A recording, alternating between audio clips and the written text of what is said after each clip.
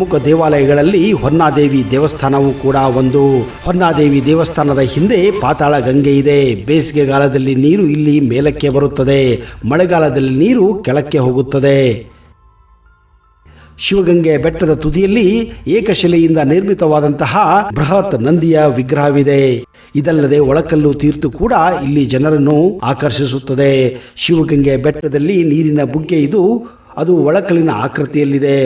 ಒಳಕಲ್ಲು ತೀರ್ಥ ಎಂದೇ ಇದು ಪ್ರಸಿದ್ಧಿಯನ್ನು ಪಡೆದಿದೆ. ಇಲ್ಲಿ ಸದಾ ಕಾಲ ನೀರು ಲಭಿಸುತ್ತದೆ. ವರ್ಷದ ಯಾವ ದಿನದಲ್ಲೂ ನೀರು ಇಲ್ಲಿ ಬತ್ತುವುದಿಲ್ಲ. ಒಳಕಲ್ಲಿನಲ್ಲಿ ನೀವು ಕೈ ಹಾಕಿದಿ ನೀರು ಸಿಕ್ಕರೆ ನಿಮ್ಮ ಇಷ್ಟಾರ್ಥಗಳು ಸಿದ್ಧಿಯಾಗುತ್ತದೆ ಎಂದರ್ಥ.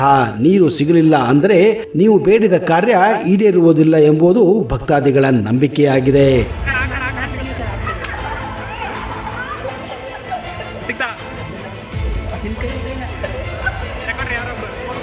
ಹಿಂದೆ ಹೊಯ್ಸಳ ರಾಜರ ನಿಯಂತ್ರಣದಲ್ಲಿದ್ದ ಶಿವಗಂಗೆ ಬೆಟ್ಟದಲ್ಲಿ ರಾಜ ವಿಷ್ಣುವರ್ಧನನ ಪತ್ನಿ ರಾಣಿ ಶಾಂತಲ ಸಲ್ಲೇಖನ ವ್ರತವನ್ನು ಕೈಗೊಂಡು ಮುಕ್ತಿ ಪಡೆದ ಸಂಗತಿಯನ್ನು ಶ್ರವಣಬೆಳಗೊಳ ಶಾಸನದಲ್ಲಿ ಉಲ್ಲೇಖಿಸಲಾಗಿದೆ. ಮಗುವಿಗೆ ಜನ್ಮ ನೀಡಲಿಲ್ಲವೆಂಬ ಖಿನ್ನತೆಯಿಂದ ಬಳಲುತ್ತಿದ್ದ ರಾಣಿ ಶಾಂತಲ ಶಿವಗಂಗೆ ಬೆಟ್ಟದಿಂದ ಹಾರಿ ಆತ್ಮಹತ್ಯೆ ಮಾಡಿಕೊಂಡಿದ್ದರು ಎಂದು ನಂಬಲಾಗುತ್ತದೆ. ಇದೇ ಕಾರಣ ಈ ಜಾಗವನ್ನ ಶಾಂತಲಾ ಡ್ರಾಪ್ ಎಂದು ಕೂಡ ಕರೆಯಲಾಗುತ್ತದೆ. ಇದನ್ನು ನೋಡಲು ಚಾರಣಿಕರು ಇಲ್ಲಿ ಸದಾ ಕಾಲ ಇರುತ್ತಾರೆ. ಇಲ್ಲಿನ ಮತ್ತೊಂದು ವಿಶೇಷವೇನೆಂದರೆ ಈ ಸ್ಥಳ ಬೆಂಗಳೂರನ್ನು ಕಟ್ಟಿದ ಕೆಂಪೇಗೌಡರ ಖಜಾನೆ ಆಗಿ ಬಳಕೆಯಾಗಿತ್ತು. 16ನೇ ಶತಮಾನದಲ್ಲಿ ಶಿವಗಂಗೆ ಬೆಟ್ಟ ಶಿವಪ್ಪ ನಾಯಕನ ಕೋಟೆಯಾಗಿತ್ತು. ಬಳಿಕ ಬೆಂಗಳೂರಿನ ನಿರ್ಮಾತ ಕೆಂಪೇಗೌಡ ಶಿವಗಂಗೆ ಬೆಟ್ಟವನ್ನು ಅಭಿವೃದ್ಧಿಪಡಿಸುತ್ತಾರೆ. ಶಿವಗಂಗೆ ಬೆಟ್ಟಕ್ಕೆ ಮೆಟ್ಟಿಲುಗಳನ್ನು ನಿರ್ಮಿಸಿದ ಕೆಂಪೇಗೌಡ ತಮ್ಮ ನಿಧಿ ಮತ್ತು ಖಜಾನೆಯನ್ನು ಇಲ್ಲೇ ಉಳಿಸಿಕೊಂಡಿದ್ದರು ಎನ್ನುವ ನಂಬಿಕೆ ಇದೆ. ಇಲ್ಲಿನ ಗಂಗಾದೇಶ್ವರ ದೇವಾಲಯದ ಶಿವಲಿಂಗಕ್ಕೆ ಒಂದು ವಿಶೇಷ ಶಕ್ತಿ ಇದೆ. ಅದೇನೆಂದರೆ ನೀವು ಇಲ್ಲಿನ ಶಿವಲಿಂಗದ ಮೇಲೆ ತುಪ್ಪ ಸುರಿದರೆ ಬೆಣ್ಣೆ ಆಗುತ್ತದೆ.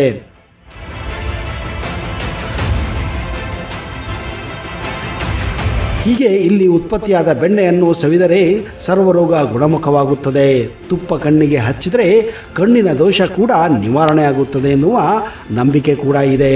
ಹೀಗಾಗಿ ಸಾಕಷ್ಟು ಭಕ್ತರು ಇಲ್ಲಿ ಬಂದು ಈ ಅದ್ಭುತವನ್ನು ನೋಡಲು ಇಷ್ಟಪಡುತ್ತಾರೆ.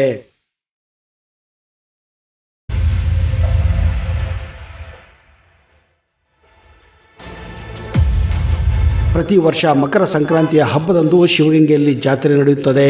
ಅಂದು ಗಂಗಾದೇಶ್ವರ ಮತ್ತು ಹೊನ್ನಾದೇವಿಯ ವಿವಾಹ ಮಹೋತ್ಸವ ಕೂಡ ನಡೆಯುತ್ತದೆ.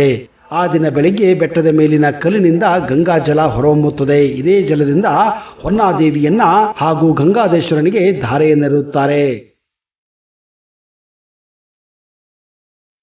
ಶಿವಗಂಗೆ ಬೆಟ್ಟದಲ್ಲಿ 2 ರಹಸ್ಯಮಯ ಸುರಂಗ ಮಾರ್ಗಗಳು ಕೂಡ ಇವೆ.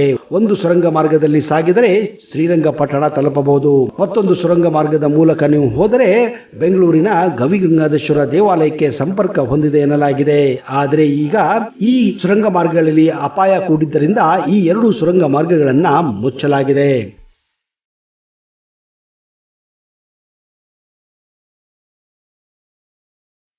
1550ರಲ್ಲಿ ಶಿವಗಂಗೆಯನ್ನು ಬೆಂಗಳೂರು ನಿರ್ಮಾತ ಕೆಂಪೇಗೌಡ ತಮ್ಮ ಸುಪರ್ದಿಗೆ ತೆಗೆದುಕೊಳ್ಳುತ್ತಾರೆ. ಪವಿತ್ರ ಶೈವ ಕ್ಷೇತ್ರವಾದ ಶಿವಗಂಗೆಯನ್ನು ಅಭಿವೃದ್ಧಿಪಡಿಸುತ್ತಾರೆ. ಕಡಿದಾದ ಮತ್ತು ಎತ್ತರವಾದ ಬೆಟ್ಟದ ತುದಿಗೆ ಯಾತ್ರಾರ್ಥಿಗಳು ಸಲೀಸಾಗಿ ಹತ್ತಲು ನೆರವಾಗುವಂತೆ ಕಲ್ಲಿನ ಮೆಟ್ಟಿಲುಗಳನ್ನು ಕೆಂಪೇಗೌಡರು ನಿರ್ಮಿಸುತ್ತಾರೆ. ಈ ಮೆಟ್ಟಿಲುಗಳ ಹಿಂದೆ ಒಂದು ರಹಸ್ಯ ಕೂಡ ಇದೆ. ಅದೇನಪ್ಪ ಅಂದರೆ ಶಿವಗಂಗೆಯಿಂದ ಕಾಶಿಗೆ ಎಷ್ಟು ಮೈಲು ದೂರವಿತ್ತೋ ಅಷ್ಟು ಸಂಖ್ಯೆಯ ಮೆಟ್ಟಿಲುಗಳನ್ನು ಕೆಂಪೇಗೌಡರು ನಿರ್ಮಿಸಿದರು ಎನ್ನುವ ನಂಬಿಕೆ ಇದೆ.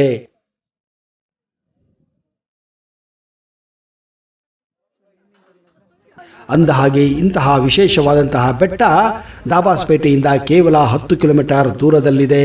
ಹಾಗೆಯೇ ತುಮಕೂರಿನಿಂದ 25 ಕಿಲೋಮೀಟರ್ ದೂರದಲ್ಲಿದ್ದರೆ ಹಾಸನದಿಂದ 142 ಕಿಲೋಮೀಟರ್ ದೂರದಲ್ಲಿದೆ. ಹಾಗೆಯೇ ರಾಜ್ಯದ ರಾಜಧಾನಿ ಬೆಂಗಳೂರಿನಿಂದ ಕೇವಲ 52 ಕಿಲೋಮೀಟರ್ ದೂರದಲ್ಲಿದೆ.